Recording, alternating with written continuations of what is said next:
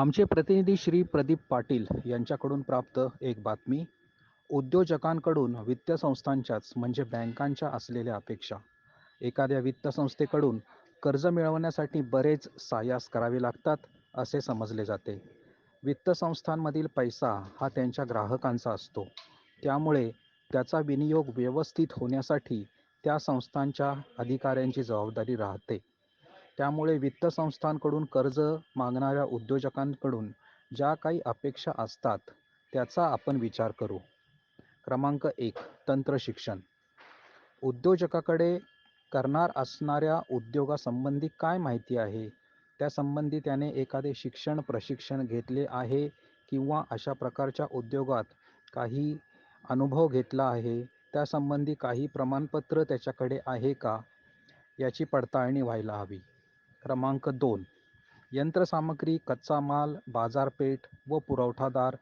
उद्योजकाला उद्योगामध्ये कोणकोणत्या प्रकारची यंत्रसामग्री व कच्च्या मालाची गरज आहे याची माहिती असायला हवी. त्याने अशा प्रकारच्या यंत्रसामग्री तथा कच्च्या मालाच्या बाजारपेठा कोठे आहेत याची पडताळणी करून पाहावी. त्याचसोबत विविध बाजारपेठा व पुरवठादार येथील दर व त्याची गुणवत्ता इत्यादीची माहिती त्यास असावयास हवी. त्यानुसार योग्य गुणवत्ता व योग्य दर असलेल्या यंत्रसामग्री व मालाची देखील माहिती हवी. क्रमांक 3. व्यवसायाची जागा. करावयाच्या उद्योगासाठी पुरेशी जागा त्याच्या स्वतःच्या जवळ असेल किंवा नसेल तर त्यासाठी भाडे तत्त्वावर ती किंवा तो ती कशी उभे करेल याची माहिती असावी. भाडे तत्त्वावर घ्यावयाच्या जागेबद्दल भाडे करार किमान 5 वर्ष किंवा त्यापेक्षा जास्त कालावधीसाठी असलाच पाहिजे. क्रमांक 4. उपलब्ध जागेचे नियोजन. उपलब्ध जागेमध्ये यंत्रसामग्री बसवण्याचे नियोजन तथा कच्च्या मालासाठी जागा उपलब्ध करता आली पाहिजे. क्रमांक 5. विजेची उपलब्धता.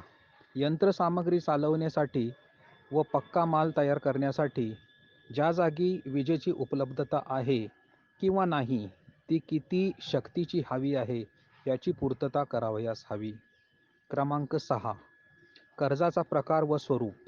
सर्वसाधारणपणे जी यंत्रसामग्री स्थिर स्वरूपाची असते म्हणजेच फिक्स्ड ॲसेट, त्यासाठी बँका दीर्घ मुदतीचे कर्ज देतात.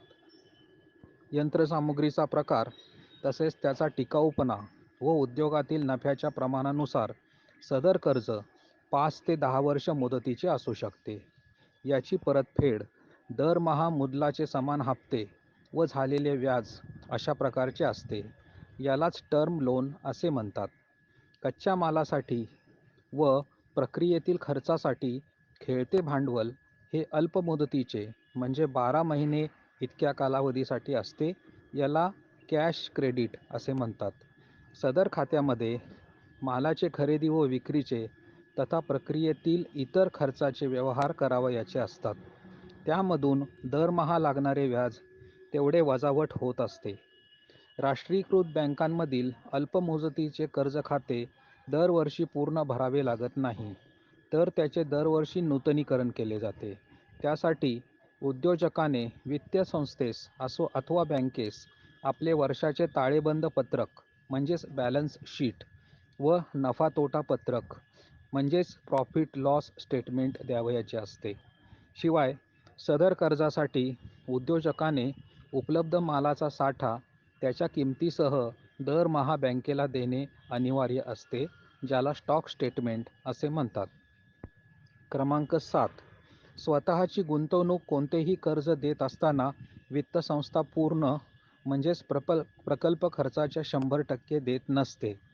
त्यामध्ये उद्योजकाचा स्वतःचा किती सहभाग आहे हे देखील पाहिले जाते. बँका किंवा वित्त संस्थांच्या अपेक्षेप्रमाणे ही गुंतवणूक किमान 25% एवढी असावी लागते.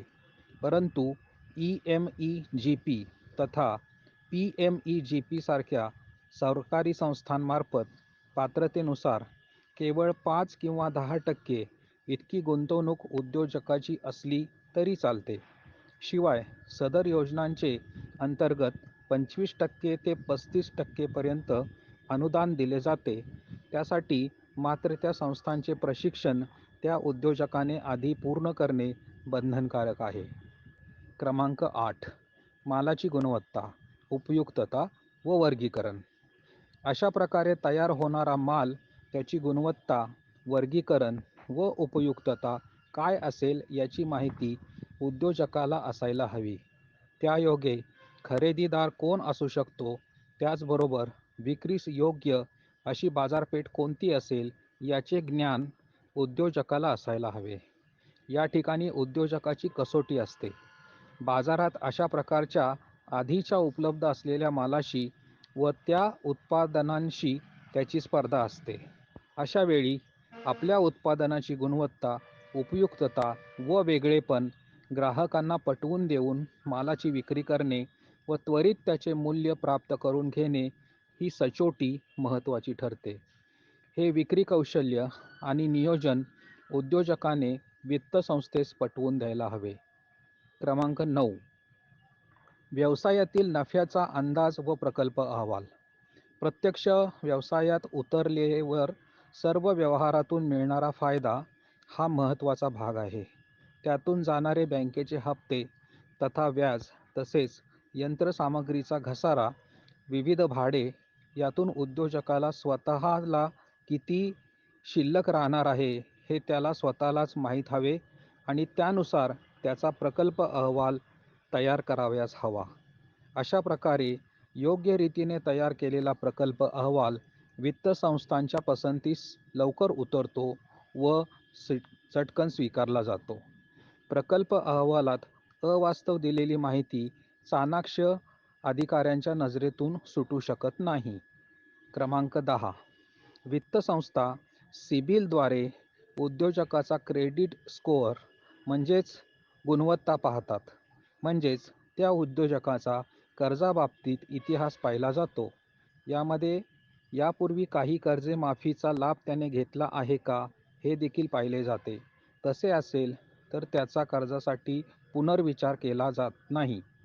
एकूण स्कोअर हा किमान 700 असायला हवा. सर्वात महत्त्वाचे म्हणजे उद्योजकाला त्याची आवड असेल तर त्याचे परिश्रम दिसतात.